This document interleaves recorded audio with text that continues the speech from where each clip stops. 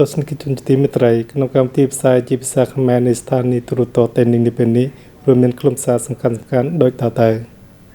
គណៈកម្មការប្រជាជនខេត្តទីនេះប្រជុំប្រចាំខែមិថុនាឆ្នាំ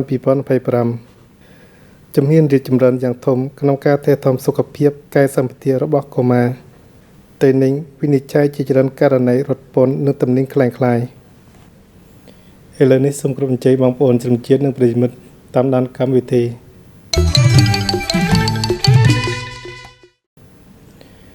ប្រិយមិត្តទីគោរព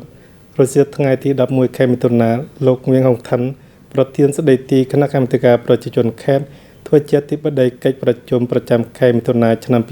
2025របស់គណៈកម្មាធិការប្រជាជនខេត្តដើម្បីផ្ដល់មតិយោបល់ទាក់ទងនឹងបណ្ដាវិស័យហិរញ្ញវត្ថុសំណង់កសិកម្មបរិស្ថានឧស្សាហកម្មពាណិជ្ជកម្មអប់រំបណ្ដុំបណ្ដាលនិងយោធាក្នុងកិច្ចប្រជុំបណ្ដាសមាជិកគណៈកម្មាធិការប្រជាជនខេត្តបានផ្ដល់មតិយោបល់ទាក់ទងនឹងបណ្ដាខ្លឹមសារដូចជា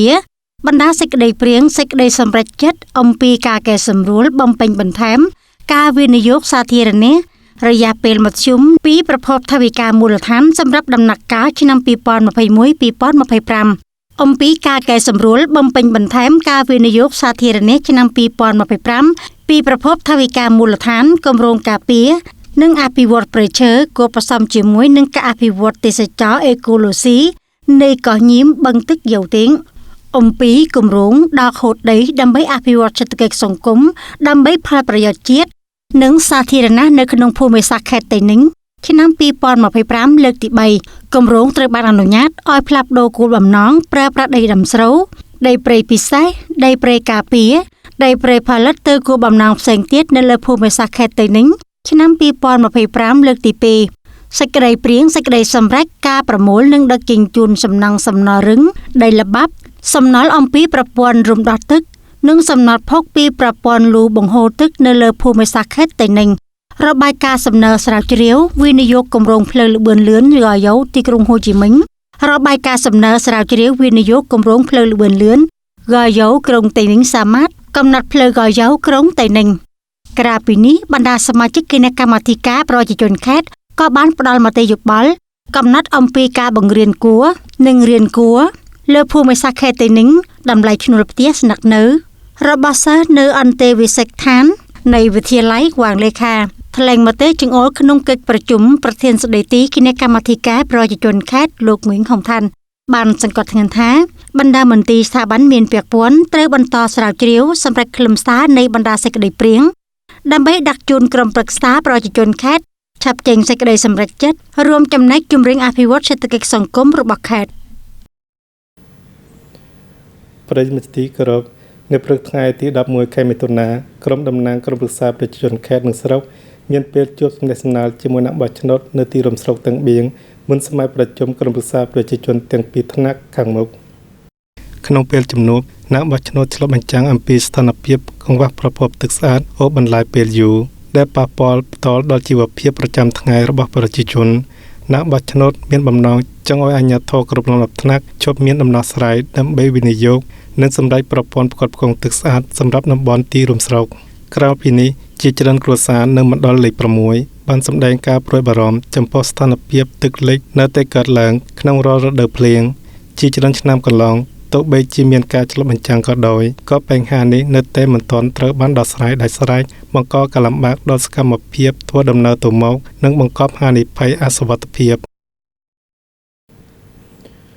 ប្រិយមិត្តទីគោរពតាមការកត់សម្គាល់ក្នុងខែឧសភាកន្លងការងារបង្ការនិងប្រយុទ្ធប្រឆាំងការរត់ពន្ធក្លែងបន្លំពាណិជ្ជកម្មនិងទំនិញក្លែងក្លាយនៅលើភូមិសាស្ត្រខេត្តតេនិញបន្តត្រូវបានអនុវត្តយ៉ាងប្រដប់ដាច់និងដំណាលគ្នាជាស្ដែងក្នុងខែឧសភាឆ្នាំ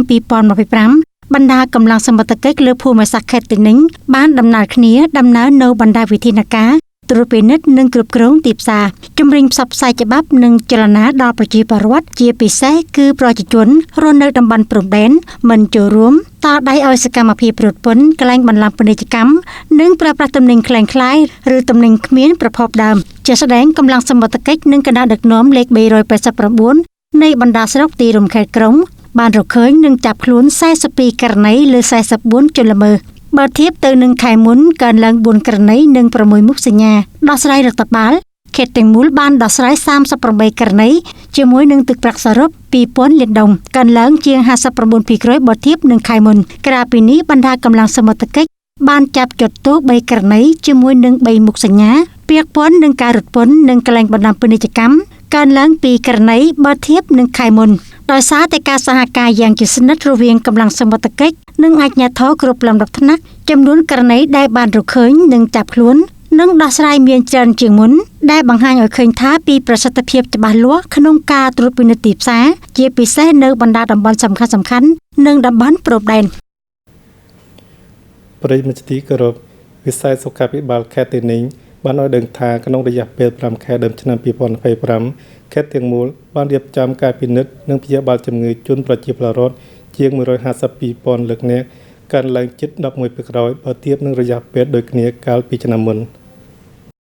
ការបង្ការនិងទប់ស្កាត់ជំងឺរាតត្បាតរួមទាំងធានាសុខភាពចំណីអាហារនៅតែបន្តត្រូវបានវិស័យសមត្ថកិច្ចគ្រប់គ្រងហ្មត់ចត់ដោយមិនមានការកត់ត្រាករណីពុលអាហារកើតឡើងលើភូមិសាស្ត្រខេត្តទោះជាយ៉ាងណាក្តីជំងឺរាតត្បាតមួយចំនួនមាននិន្នាការកើនឡើងជាក់ស្ដែងក្នុងខេត្តអូសភាខេត្តបានកត់ត្រាករណីកើតជំងឺគ្រុនឈាមចំនួន165ករណីកើនឡើង16ករណីបើធៀបនឹងខែមុននិងកើនឡើង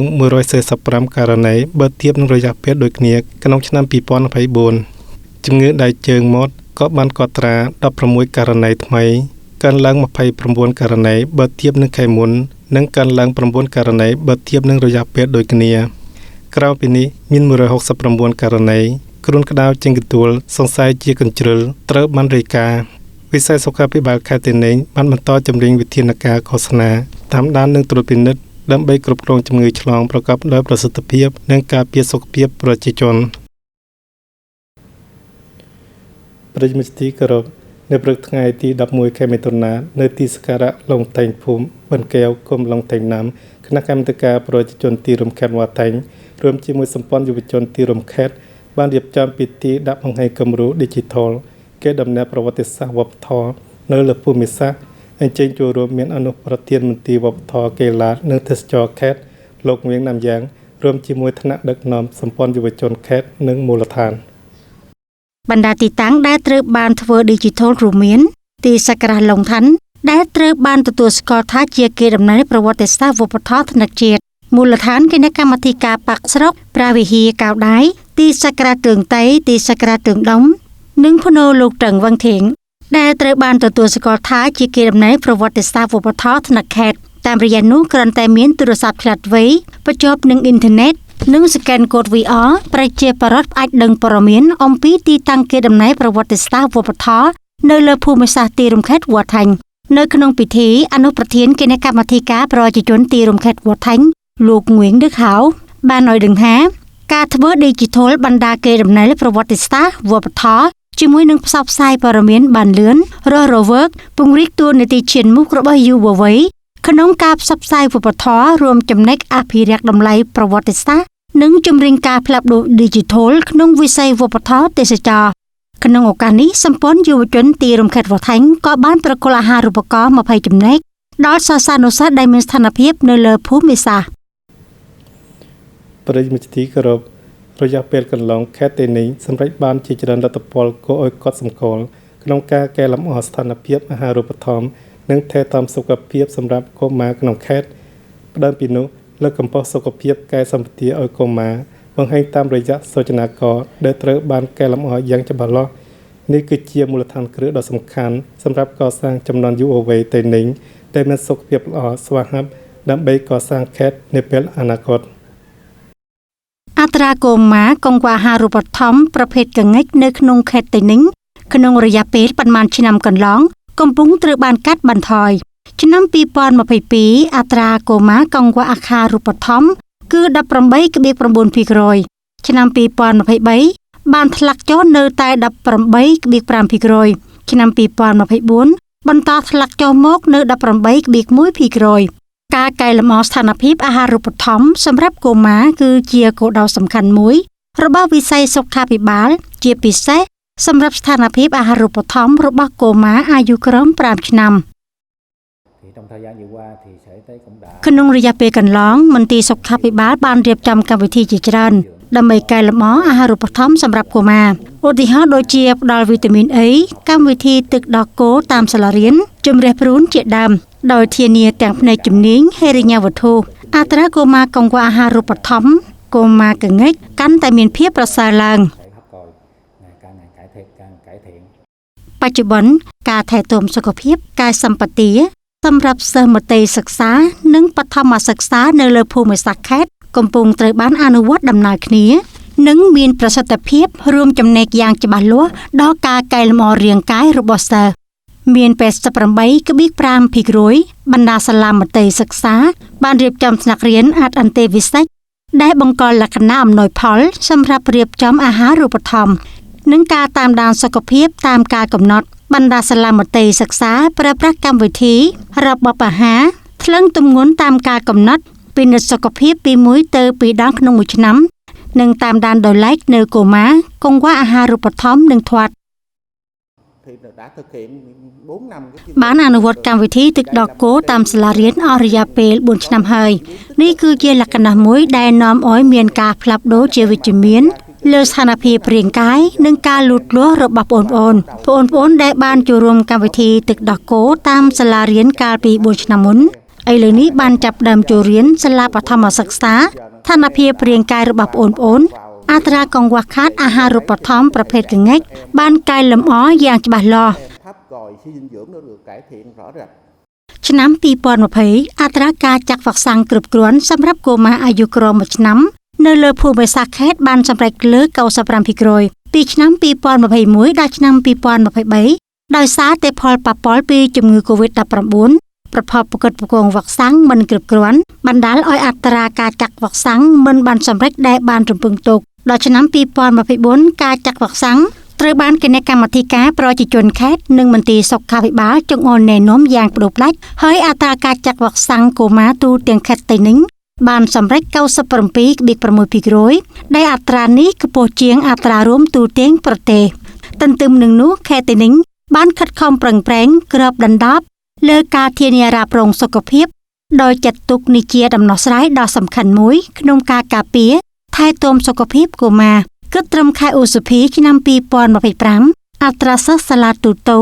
ដែលចូលរួមធានារ៉ាប់រងសុខភាពនៅទូទាំងខេត្តបានសម្រេច 99.6% ទោះបីជាអត្រាខ្ពស់គួរសមក៏គណៈកម្មាធិការប្រជាជនខេត្តបានចង្អុលណែនាំវិស័យអប់រំនិងបណ្ដុះបណ្ដាលឲ្យបន្តមានដំណោះស្រាយដើម្បីសម្រេចគោលដៅ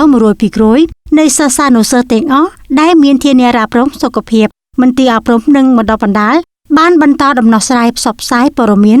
ដល់មាតាបិតាទន្ទឹមនឹងនោះក៏បានចលនាសប្បុរសជនសហគ្រាសអង្គការសង្គមជួយឧបត្ថម្ភថវិកាទិញធានារ៉ាប់រងសុខភាពសម្រាប់សិស្សដែលមានជីវភាពលំបាកដើម្បីសម្រេចបានអត្រា 100% នៃសិស្សានុសិស្សចូលរួមក្នុងឆ្នាំសិក្សាឆ្នាំ2025-2026ប្រិយមិត្តទីគោរពរសៀលថ្ងៃទី11ខែឧសភាប្រធានគណៈឃោសនាអប់រំនិងចលនាមហាជនគណៈកម្មាធិការបកខេត្តលោកស្រីងៀងទីសុងហឿងរួមជាមួយថ្នាក់ដឹកនាំមូលដ្ឋានបានអញ្ជើញចូលរួមនិងប្រកល់ជូនរូបសញ្ញាបកដល់បេក្ខជនក្រុមចំណុះបកពាស្រុកទាំងចៅក្នុងឱកាសថ្ងៃទី19ខែឧសភារូបសញ្ញាបក60ឆ្នាំអាយុបកត្រូវបានប្រកល់ជូនបេក្ខជនវៀងវងធឿងកាលឆ្នាំ1936ស្រុកកំណើតនៅសង្កាត់អង្គតិនទីរំខេត្តរាងបាងខេត្តតេនិញបច្ចុប្បន្នកំពុងប្រជុំជីវភាពបកនៅសាខាបកភូមិដងថាញ់ក្រុមចំណុះបកពាកឃុំតឹងដងរូបសញ្ញាបក40ឆ្នាំអាយុបកត្រូវបានប្រកល់ជូនបេក្ខជនត្រឹងវាងមីងកាលឆ្នាំ1952ស្រុកកំណើតនៅឃុំហេបហួរស្រុកដឹកវ៉ាខេត្តឡុងអាងបច្ចុប្បន្នលោកកំពុងប្រជុំជីវភាពបកនៅសាខាបកមណ្ឌលលេខ3បកពាកទីរួមស្រុកទាំងចៅប្រិយមិត្តទីគោរព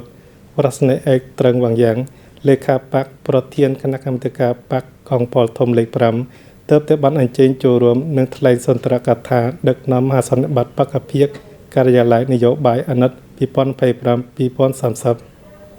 ក្នុងអនុតិកាកន្លងបកភិកការិយាល័យនយោបាយបានដឹកនាំនិងចង្អុលណែនាំនិងរៀបចំជ្រួលជ្រាបអនុវត្តយ៉ាងម៉ឺងម៉ាត់នៅបណ្ដាសារាចរណែនាំសេចក្តីសម្រេចចិត្តរបស់ថ្នាក់លើ ធ្វើសេនាធិការនិងសំណើជួយគណៈអចិន្ត្រៃយ៍នៃគណៈកម្មាធិការបកនិងមេបញ្ជាការកងពលធំលេខ5អនុវត្តគ្រប់ជ្រុងជ្រោយដោយមានការផ្ដោតសំខាន់លើសកម្មភាពការងារបកនិងការងារនយោបាយសម្រាប់បានជាលទ្ធផលល្អគុណភាពនៃការកសាងការិយាល័យរឹងមាំគ្រប់ជ្រុងជ្រោយគំរូលេចធ្លោមានការរីកចម្រើនស្មើគ្នានិងរឹងមាំសកម្មភាពចូលរួមនិងទទួលបានពានរង្វាន់ខ្ពស់ក្នុងការប្រកួតប្រជែងពិធីកីឡានិងពិធីសម្ដែងគ្រប់ថ្នាក់ថ្លែងមតិនៅក្នុងមហាសន្និបាតវរសេនីយ៍ឯកត្រឹងវាងយ៉ាងប្រធានគណៈកម្មាធិការបកកងពលលេខ5បានជំនុំពរក្នុងអនុតិការខាងមុខបកភិកការិយាល័យនយោបាយត្រូវបន្តម្ចាស់ការផ្ដោតលើការបដូរថ្មីវិធីសាស្ត្រនិងរចនាប័ទ្មធ្វើតាមទិសស្លោកត្រូវចំទាន់ពេលវេលាប្រសិទ្ធភាព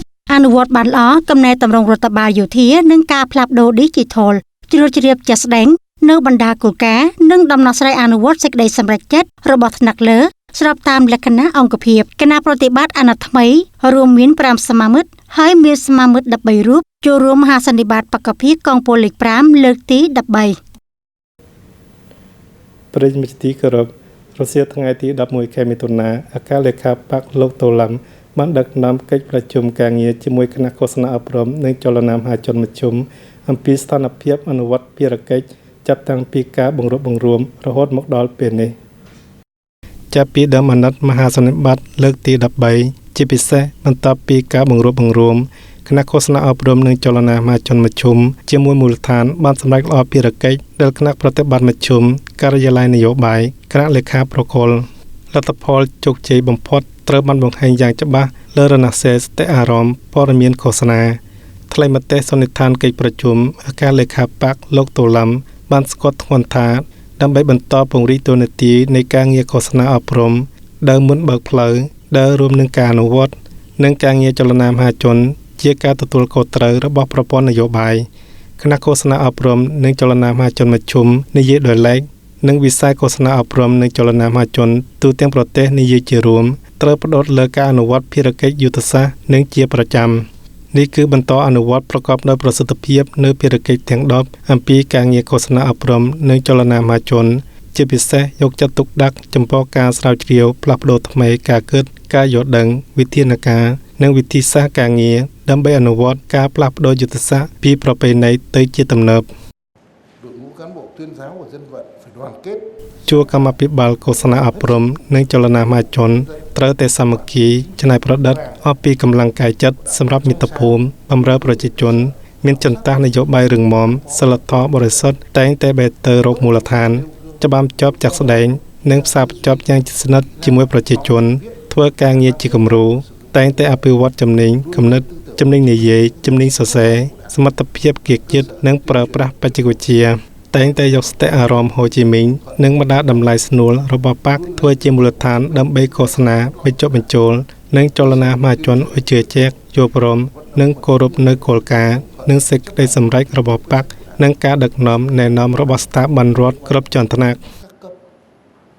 អំពីបណ្ដាភារកិច្ចសំខាន់ចាប់ពីពេលនេះដល់មហាសន្និបាតលើកទី14របស់បកអគ្គលេខាបកតូឡាំបានសំណូមពរពិនិត្យផ្ទៀងផ្ទាត់នៅរាល់គោលការណ៍អំពីការងារឃោសនាអប់រំនិងចលនាមហាជនដើម្បីដាក់ចែងក្នុងមហាសន្និបាតលើកទី13របស់បកដើម្បីប្រមូលផ្ដុំសម្រេចបន្តពិនិត្យផ្ទៀងផ្ទាត់បំពេញបន្ថែមសម្រាប់បណ្ដាបទបញ្ញត្តិនីតិវិធីការងារនានាដើម្បីធានាបាននូវការរួមបញ្ចូលប្រកបដោយភាពស៊ីចង្វាក់គ្នារវាងការងារឃោសនាអប់រំនិងចលនាមហាជននៅក្នុងទម្រង់រូបភាពអង្គការថ្មីត្រូវម្ចាស់ការតាមដាននិងក្តាប់ក្តាប់ស្ថានភាពរបស់ប្រជាជននិងមតិសាធារណៈដែលតាក់ទងនឹងមហាសន្និបាតរៀបចំឲ្យមានប្រសិទ្ធភាពនៅការងារយកមតិយោបល់និងបូកសរុបមតិប្រជាជនដែលរួមចំណែកដល់សេចក្តីព្រាងឯកសារនៃមហាសន្និបាតលើកទី14ធ្វើល្អការងារដឹកនាំការផ្ដល់ព័ត៌មាននិងការឃោសនាអំពីមហាសន្និបាតបកគ្រប់លំដាប់ថ្នាក់និងមហាសន្និបាតបកទូទាំងប្រទេសលើកទី14ជាពិសេសត្រូវបង្កើនការងារតាមដានប្រយុទ្ធនិងបដិសេធបណ្ដាទស្សនៈខុសឆ្គងអាមិត្តដើម្បីការពារមូលដ្ឋានមនោគមវិជ្ជារបស់បកជាពិសេសក្នុងដំណាក់កាលមុនក្នុងនិងក្រោយមហាសន្និបាតលើកទី14អគ្គលេខាបកលោកតូឡាំបានសង្កត់ធ្ងន់ថាប្រព័ន្ធបណ្ដាស្ថាប័នធ្វើការងារឃោសនាអប់រំនិងចលនាមហាជន ត្រូវតែប្រមូលផ្ដុំកម្លាំងទាំងស្រុងដើម្បីឃោសនានិងចលនាសមាជិកយុវជនសមាជិកសមាគមនិងគ្រប់ស្រទាប់ប្រជាជនឲ្យយល់ត្រឹមត្រូវក្តាប់បានច្បាស់និងមានការឯកភាពខ្ពស់នៅគោលការណ៍និងគោលនយោបាយស្តីពីការបង្រួបបង្រួមនិងរៀបចំអង្គការក្បាលម៉ាស៊ីនបន្តធ្វើសេនាធិការលើគោលការណ៍ធំៗអំពីវប្បធម៌សិល្បៈវិទ្យាសាស្ត្រអប់រំសុខាភិបាលជាដើមធានាវប្បធម៌ពិតប្រាកដក្លាយជាកម្លាំងផ្ទៃក្នុងនាំយកប្រទេសអភិវឌ្ឍចាប់រហ័សប្រកបដោយចីរភាពគៀកស្មារជាមួយនឹងបណ្ដាប្រទេសមហាអំណាចលើពិភពលោកប្រិយមិត្តទីគោរពកម្មវិធីផ្សាយជាភាសាខ្មែរនៃស្ថានីយ៍វិទ្យុនិងទូរទស្សន៍តែនៅពេលនេះសូមបញ្ចប់ត្រឹមប៉ុណ្ណេះសូមថ្លែងអំណរគុណចំពោះការតាមដានរបស់ប្រិយមិត្តខ្ញុំបាទនិងអ្នករៀបរៀងកម្មវិធីសូមជម្រាបលាដោយមេត្រី